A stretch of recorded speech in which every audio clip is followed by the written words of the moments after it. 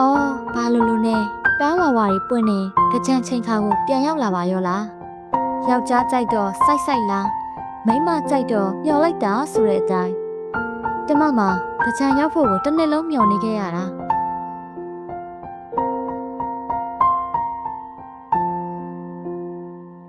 မနစ်ကပကံကိုလာလေတဲ့မောင်ကြီးဒီနေ့တကြံမှာရောလာလေပါမလားမနစ်ကပကံကိုရန်ကုန်ကမောင်ကြီးလာလေတော့ကပကံရဲ့နေရဆေးရဲပကြီးတွေအကြောင်းကိုတမရှင်းပြတော့မောင်ကြီးကကျမကိုပကံဖျားတွေနဲ့ဓာတ်ပုံပြန်ရိုက်ပေးခဲ့တယ်လေပြီးတော့မောင်ကြီးနဲ့အတူပကံတချံကိုရှောက်လေခဲ့ကြသေးတယ်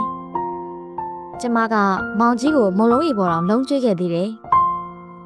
မောင်ကြီးအားရပါရစားနေတာတွေ့တော့ကျမပင်မသမျှကအကုန်ပြတ်သွားတော့တာပါပဲပြီးတော့မောင်ကြီးကကျမကိုပထောက်ပန်းလေးပန်မိတဲ့အချိန်နဲ့တကြံရီလောင်းတဲ့အချိန်တွေမှာကျမရင်းနေတိတ်ခုန်တာပဲအခုချိန်ထိမောင်ကြီးပန်ပေးတဲ့ပထောက်ပန်းချောက်လေးကိုထန်းခောက်ဖားလေးထဲမှာတင်ထားတော့မယ်တနခါလိမ့်နေလေမောင်ကြီးကိုတတိရတယ်မနစ်ကမောင်ကြီးကိုတကြံတနခါလိမ့်ပြီးတော့ကမောင်ကြီးရဲ့ပါနွေးနွေးလေးကိုကျမထိတွေ့ခွင့်ရခဲ့တဲ့အချိန်လေးကိုအခုထိမမေ့နိုင်သေးဘူးလွမ်းတိုင်းမောင်ကြီးနဲ့အတူတူရိုက်ခဲ့တဲ့ဓာတ်ပုံလေးကိုလည်းအမြဲငေးကြည့်နေမိတယ်